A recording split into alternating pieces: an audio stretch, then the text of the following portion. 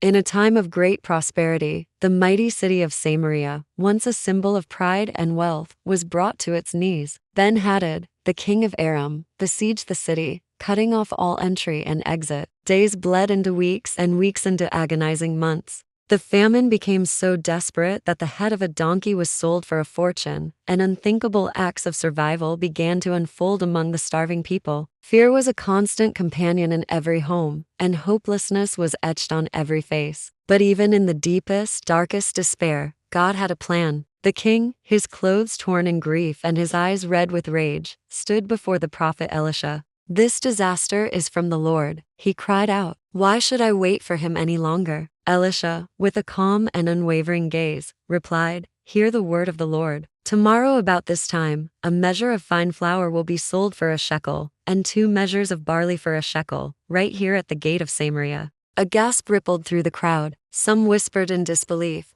others simply shook their heads. A royal officer, standing near the king, mocked the prophecy. Even if the Lord opened the windows of heaven, could this really happen? Elisha turned to him, his voice firm, "You will see it with your own eyes, but you will not eat any of it." Just outside the city gates, under a fading sun, sat 4 lepers, weak and abandoned. "Why do we just sit here waiting to die?" one asked. "If we go into the city, the famine will claim us. If we stay here, we'll die anyway," another suggested. "Let's go to the Syrian camp. If they spare us, we live. If they kill us, well, we were going to die anyway." With nothing left to lose, they slowly rose and began their journey into the night. But God was already at work. As midnight fell, the Lord caused the entire Syrian army to hear a terrifying noise, the thunderous sound of chariots, the pounding of hooves, the roar of a massive army on the move. Panic erupted in their camp. "The king of Israel has hired the Hittites and the Egyptians against us," a captain screamed. "Flee for your lives." Terrified,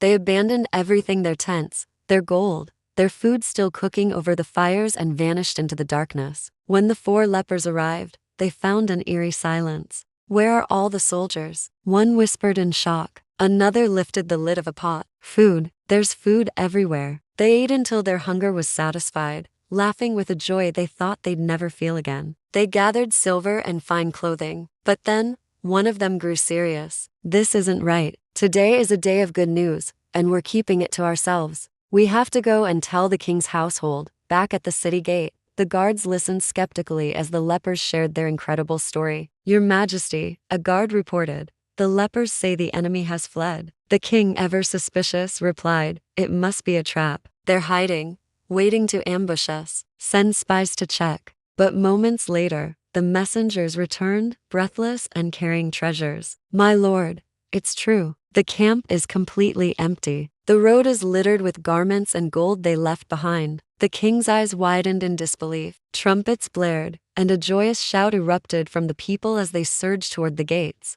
In the chaos, the very same officer who had mocked Elisha was tasked with controlling the crowd at the gate. "Stand back," he yelled. "Wait for the king's order." But the starving, desperate crowd was an unstoppable force. They surged forward, trampling him underfoot in their rush to the abundance that awaited them. And so it happened, just as the man of God had said. Flour and barley were sold for a single shekel at the gate. The officer who doubted God's promise saw it all with his own eyes, but he never lived to taste it. When God speaks, his word is absolute, even when the world calls it impossible. The lepers, outcast and weak, chose to move forward in faith and found life. The officer, powerful and proud, chose to doubt and met his end. Faith doesn't rely on what the eyes can see. It trusts what the heart knows to be true. When you choose to trust God, especially when everything around you screams that it's over, impossibility becomes your testimony. Because one word from Him can turn any famine into a feast. Thank you for watching. Please like this video and subscribe to our channel for more amazing stories that build your faith.